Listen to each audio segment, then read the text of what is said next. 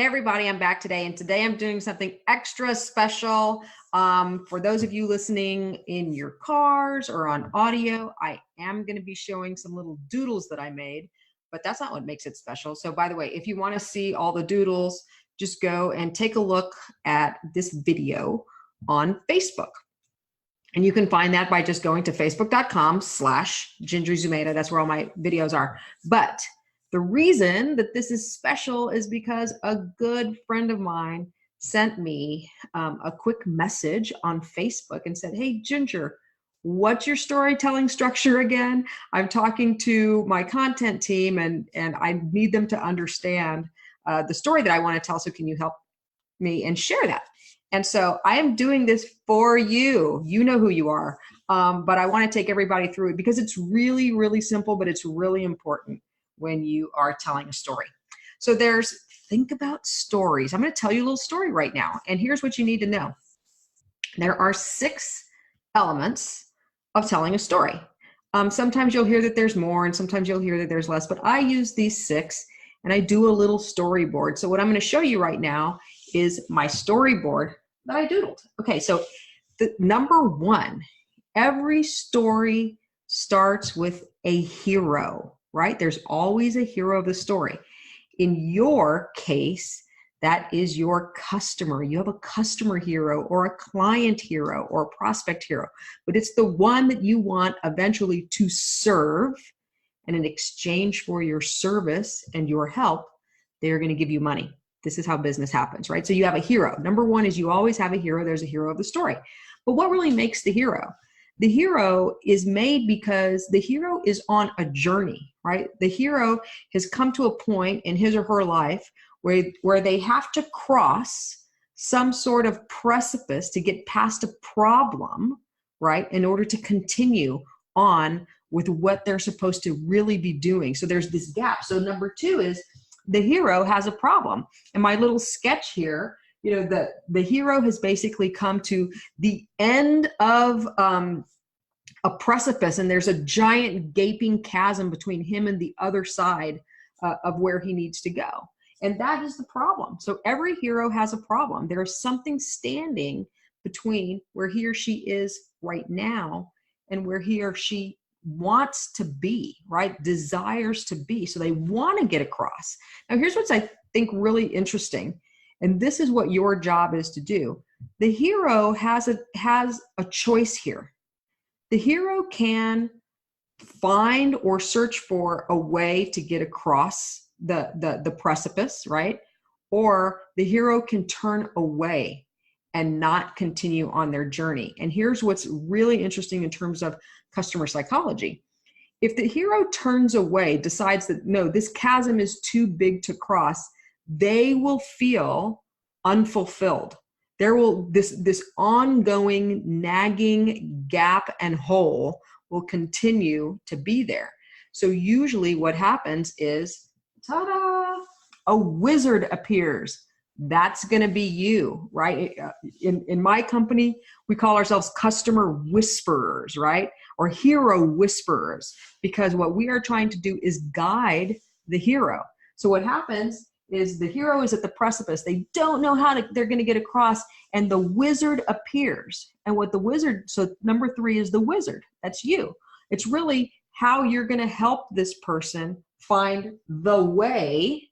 Number 4, the way across the chasm. And usually what that is you provide a product or a service or a means for them to get from where they are to where they actually want to be.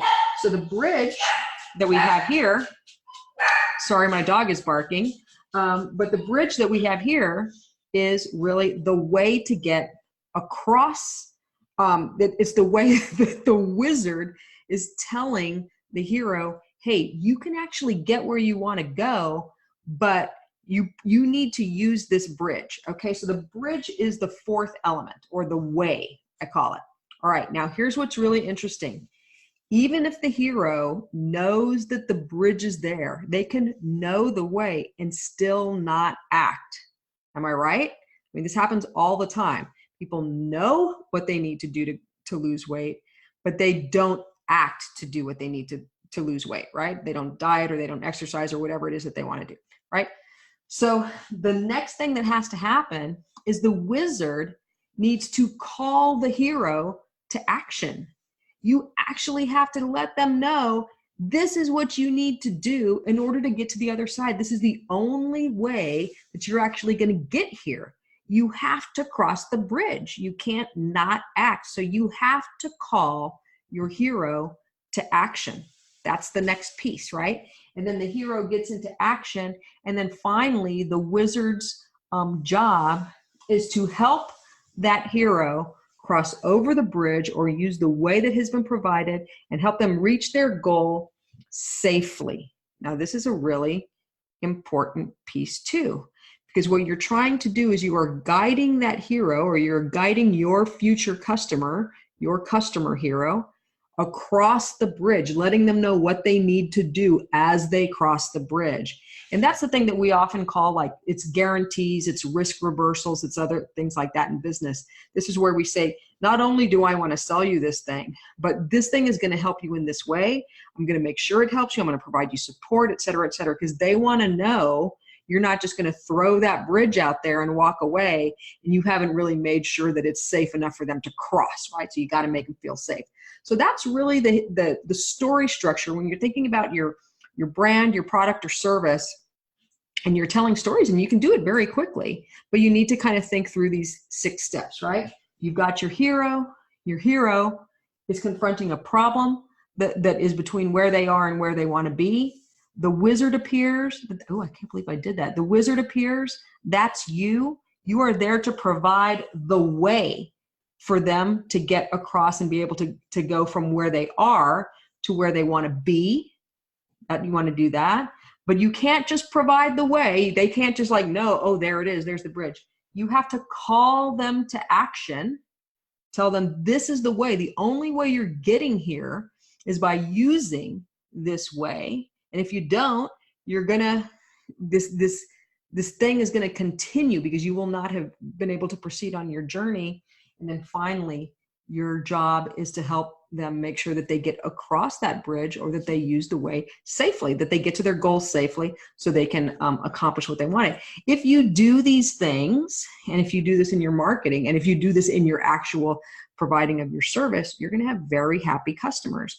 If you show, so when you're trying to attract a new client, let me give you an example. This is on the fly, but I'm going to try to use myself as an example. So let's say, you've got a marketing problem. You're not attracting enough customers, right? So you're like, here's you, and you're like, listen, I have this business. I love my business, but I need to get more customers in. So I'm talking to business people, right? Entrepreneurs, owners, whoever they might be, who have a problem getting their customers in. I'm going to say, hey, listen, maybe I think what you need to do is become a better storyteller to your customers. I want you, so I'm going to appear and say, I'm telling you right now, you've got to figure out one, I said this over and over again, your client is the hero of the story, not you, right? You've got to figure that out. And then you've got to give them a means. So you need to give them the means to get from where they are and where they want to be. Big point right here. What most folks make the mistake of doing is they try to sell you the bridge. Your job is not to sell the bridge. Your job is to sell them, hey, I'm here to get you to the other side. I'm here to get you what you really want, not the bridge. That's the big mistake. I hope you understand what I'm talking about. Go listen to the last 5 or 10 podcasts if you want to know what I'm talking about. But don't sell your thing. Sell the outcome that your hero is looking for. The outcome that your hero is looking for is getting to the other side, right? So that's what you're really selling. You're selling the outcome, not the bridge. And so I'm going to say, listen, I'm going to help you craft a story that is going to appeal to your customers. They're going to know you're talking to them. They're going to believe you that you have the way for them to get across, and they're going to start being attracted to you. So I'm giving you the way. But here's the thing. Here's the reality. I can't do that if you don't hire me. So if you want to get across the bridge, if you want to start getting to more customers, you're going to have to hire me. Is that something that you want to do? Do you really want to get across the bridge? Or, it's so funny, I just announced very secretly that I'm launching my masterclass again. So if you go to tmcmastery.com, this is my little plug, tmcmastery.com.